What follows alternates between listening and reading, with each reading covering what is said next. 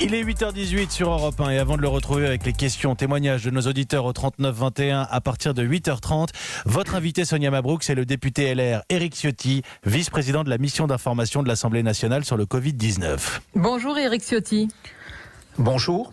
Merci d'être avec nous à distance et en direct sur Europe 1. Les autorités sanitaires s'alarment d'un relâchement du confinement sur le territoire et notamment dans la capitale. Tout d'abord, qu'est-ce que vous observez dans votre département des Alpes-Maritimes ? C'est vrai qu'on a assisté il y a 2-3 jours, mais également ce week-end, à une forme de relâchement. Le préfet des Alpes-Maritimes a d'ailleurs, avec énergie, rappelé les règles. Et naturellement, ce confinement, aujourd'hui, est indispensable. Le respect du confinement, dans la mesure où d'autres dispositions nous font cruellement défaut, il faut respecter strictement ce confinement. Et malheureusement, il y a beaucoup trop d'entorses. Il y a des entorses dans des zones touristiques, on l'a vu ce week-end. Il y a des entorses dans des quartiers où traditionnellement, malheureusement, la loi de la République a du mal à se faire respecter. Et donc, il faut aujourd'hui que l'État, que les mesures de sanctions soient appliquées pour qu'il y ait cette dissuasion et qu'il y ait cette prise de conscience sur la nécessité d'aller jusqu'au bout de ce confinement. Éric Ciotti, elles le sont les sanctions, les amendes. Pourquoi dites-vous il faut qu'elles le soient ? Vous pensez qu'elles ne le sont pas de manière équitable sur l'ensemble du territoire ou qu'elles ne le sont pas de manière assez dure ? Manifestement, il y a deux phénomènes. D'abord, dans les zones touristiques, on a vu ces migrations de populations, notamment venues d'Île-de-France. Il y a le beau temps qui n'aide pas. On a vu ces images hier dans des parcs à côté des canaux parisiens ou dans des zones très touristiques. Et puis, il faut bien le dire, j'ai posé cette question la semaine dernière aussi, dans certains quartiers, le fait que pour ne pas susciter des émeutes, des tensions, les règles de sanctions ne sont pas appliquées. Et malheureusement, on a vu là aussi des images qui sont totalement inacceptables en République ou dans certains Éric quartiers, Ciotti, vous aviez en effet le confinement n'est pas appliqué. Vous aviez en effet dénoncé des consignes de confinement à géométrie variable en fonction des territoires. Sûr. Elles seraient, selon vous, ces consignes plus légères ou moins prononcées dans les banlieues. Le Premier ministre l'a démenti, comme le préfet de Seine-Saint-Denis. Vous continuez à affirmer qu'elles ne sont pas les mêmes en fonction des territoires, ce qui est une accusation grave. C'est pas moi qui ai porté cette accusation. Le premier qui l'a fait, c'est le Canard enchaîné, qui a relaté une réunion entre le secrétaire d'État à l'Intérieur, Laurent Nunez, et l'ensemble des préfets. C'était il y a à peu près 3 semaines, qui indiquait très clairement que le confinement dans certaines zones n'était pas une priorité, parce que l'État n'aurait pas la capacité de faire face à certaines réactions compte tenu de la mobilisation générale des policiers. Cette réalité, on peut toujours la cacher, on peut toujours l'occulter, mais malheureusement, elle est là. C'est un problème récurrent. Nous le vivons aujourd'hui, mais il est au quotidien de beaucoup de Français. Dans certains territoires, la loi, plus qu'ailleurs, a du mal à être respectée. C'est une réalité. Bon, certains peuvent la contester ou la nier, mais on ne gagnera pas en niant la réalité. Il y a quelques jours, Éric Ciotti, le mot de déconfinement a investi le discours politique. Trop vite, trop tôt, peut-être, selon vous ? Bien sûr, trop vite, trop tôt, de façon trop imprudente.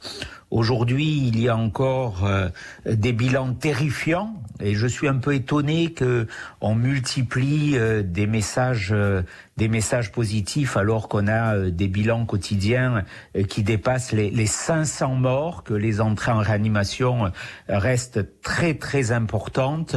Donc il faut ne pas baisser la garde naturellement et évoquer aujourd'hui ce déconfinement. On n'est pas prêt pour ce déconfinement parce que il y a 2 conditions essentielles pour le déconfinement.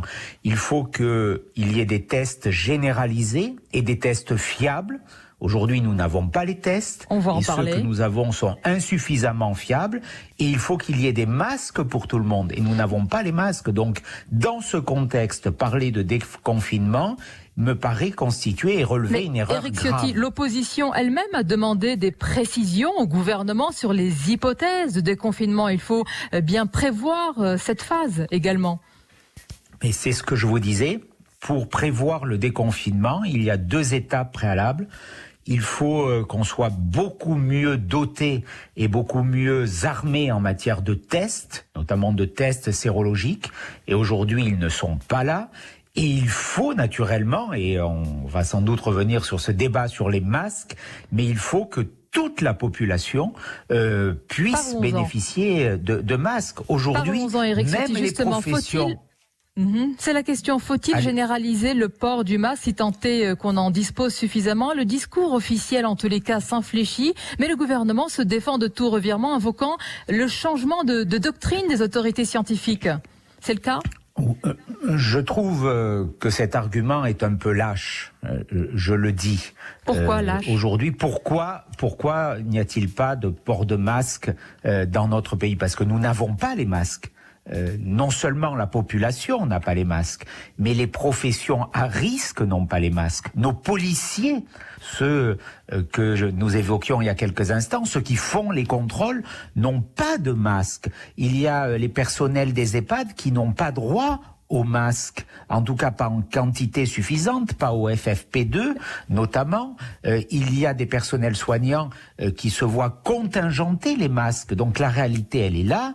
Les commandes de masques n'ont pas été faites suffisamment tôt. Nous avons une dépendance qui est scandaleuse parce que ce n'est pas un produit de haute technologie vis-à-vis de la Chine sur les masques. Et aujourd'hui, on nous appelle à un revirement, on fait état d'un revirement de la communauté scientifique. Soyons clairs, vous êtes le vice-président. Les pays qui ont réussi, ce sont les pays qui ont des tests et qui ont des masques. Regardez ce qui se passe en Corée, regardez ce qui se passe à Singapour, à Hong Kong. Vous êtes le vice-président de la mission. Vous êtes le vice-président de la mission d'information sur la gestion de l'épidémie. Qu'y a-t-il derrière la stratégie des masques? Est-ce que vous dites que c'est la gestion d'une pénurie et que le gouvernement n'avait pas le choix, ou alors, en tant que vice-président de la mission d'information, vous dites que c'est un mensonge et là, c'est une autre affaire? En tout cas, le gouvernement, c'est clair, à partir de janvier, et des articles, des études de presse l'ont démontré, n'a pas dit la vérité. Je pense que le gouvernement aurait dû dire que nous ne disposions pas de ces masques plutôt que de propager des messages qui étaient erronés, de dire les masques sont inutiles. C'est faux. Les masques sont dangereux. Alors là, c'est une contre-vérité absolue. Et aujourd'hui, on voit ce revirement du discours. Mais dans une crise, il faut de la transparence. Et en c'est ce que vous auriez fait si vous étiez aux responsabilités? Si vous étiez aux responsabilités, vous auriez dit dès le départ que vous gériez une pénurie, qu'il n'y avait pas de masques? Si nous avions été aux responsabilités, j'ai la faiblesse de croire que les commandes de masques et cette situation auraient mieux été anticipées. Vous allez me dire, c'est un discours politicien, mais comparons les situations. Quand Nicolas Sarkozy, président de la République, a été confronté à une crise sanitaire qui pouvait avoir la même ampleur, rappelez-vous, eh bien, il y a eu un dispositif d'achat massif. Alors, il y avait un vaccin qui lui a été reproché. Mais quand Nicolas Sarkozy est parti de la présidence de la République, il y avait en France 1,4 milliard de masques et il y avait eu une anticipation de l'achat de dispositifs sanitaires. Vous savez, mais vous faites quand même beaucoup Oui, gouverner, c'est prévoir. Politicienne, oui. Mais oui, justement, gouverner, c'est prévoir. On peut dire que c'est de la politique politicienne, mais on peut aussi comparer. Gouverner, c'est prévoir. Les grands chefs d'État, ils se dessinent dans des crises, face à la crise. Nous n'avons pas prévu. Alors, aujourd'hui, ça n'a pas été suffisamment anticipé. Il y a eu la connaissance de ce phénomène d'épidémie, de pandémie mondiale fin décembre, début janvier, en Chine. Et la réaction, soyons honnêtes, elle ne se fait que depuis les premiers cas ont touché l'Italie. L'anticipation est aussi essentielle. Je voudrais qu'on conclue, pardonnez-moi, sur ce point. Il est vraiment essentiel puisque le nombre de décès est glaçant aussi dans les EHPAD. Vous avez écrit au Premier ministre, vous dénoncez un abandon de nos aînés. Ce sont vos mots, un abandon. Ça veut dire qu'on a fait de nos aînés des citoyens de seconde zone de l'épidémie. Est-ce que vous avez des témoignages qui remontent des EHPAD des Alpes-Maritimes ? Bien sûr, on a un EHPAD où nous avons à déplorer 29 décès. 29 décès, c'est un scandale absolu aujourd'hui. Près de 2200 morts dans les EHPAD et encore, on ne connaît pas très précisément le nombre de morts. Il y a quelque part un tel abandon de nos aînés qu'on avait même renoncé à comptabiliser les décès. Les aînés n'ont pas accès à l'hôpital, il faut le savoir. Le protocole aujourd'hui est assez simple. Une personne qui est atteinte, on lui donne du Doliprane et quand ça s'aggrave, on lui donne de la morphine pour accompagner la fin de vie. C'est ça le sort que l'on réserve à nos aînés. Il y a aujourd'hui, hier soir, 2200 personnes qui sont comptabilisées comme décédées dans les EHPAD. Il y en a malheureusement certainement beaucoup plus. J'appelle à la dignité. Comment se fait-il que les personnels, que les résidents des EHPAD ne soient pas testés systématiquement? Évidemment. Et c'est un appel Comment collectif, se fait-il que les personnels n'aient pas les moyens de protection? Je lance un appel parce que nous ne collectif pouvons à ne pas laisser nos EHPAD devenir l'abandon, des nos mouroirs. aînés dans les EHPAD. Éric Ciotti, Absolument. merci à vous. Je rappelle que vous êtes Merci le vice-président de la mission d'information sur la gestion de l'épidémie. C'est évidemment l'un des sujets dont vous parlez avec l'exécutif et que vous aurez l'occasion d'aborder avec nos auditeurs dans quelques instants.